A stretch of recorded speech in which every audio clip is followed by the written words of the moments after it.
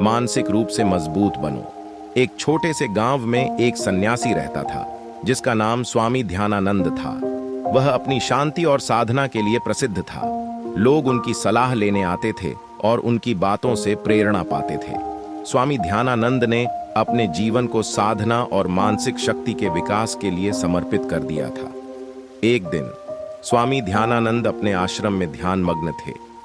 तभी एक युवक उनके पास आया और बोला, स्वामी जी, मैं बहुत परेशान हूँ। मेरे जीवन में बहुत सारी समस्याएं हैं।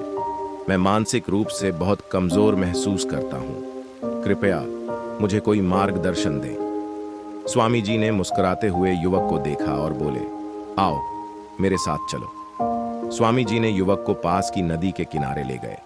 उन्होंने एक कप में नदी का पानी भरकर युवक से कहा, इस पानी को देखो, इसमें क्या दिखाई देता है?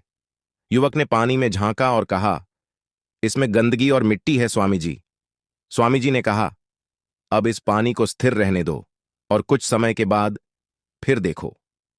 कुछ देर बाद जब पानी की गंदगी नीचे बैठ गई और पानी साफ हो गया, स्वामी जी ने फिर से युवक से पूछा, अब इसमें क्या दिखाई देता है?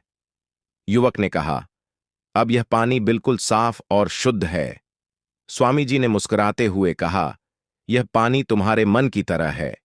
जब तुम चिंतित और परेशान होते हो तो तुम्हारा मन गंदे पानी की तरह अशांत होता है, लेकिन अगर तुम शांत और स्थिर रहो तो समय के साथ सभी गंदगी नीचे बैठ जाएगी और तुम्हारा मन साफ हो जाएगा। स्वामी ध्यानानंद की यह बात सुनकर युवक को समझ में आया कि मानसिक शक्ति और शांति प्राप्त करने के लिए उसे अपने मन को स्थिर और शांत रखना होगा। उसने प्रण किया कि वह नियमित ध्यान करेगा और अपनी मानसिक शक्ति को विकसित करेगा।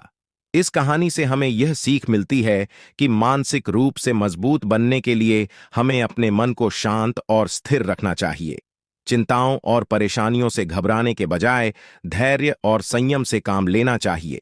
समय के साथ सभी समस्याएं सुलझ जाएंगी और हम मानसिक रूप से अधिक मजबूत बन जाएंगे।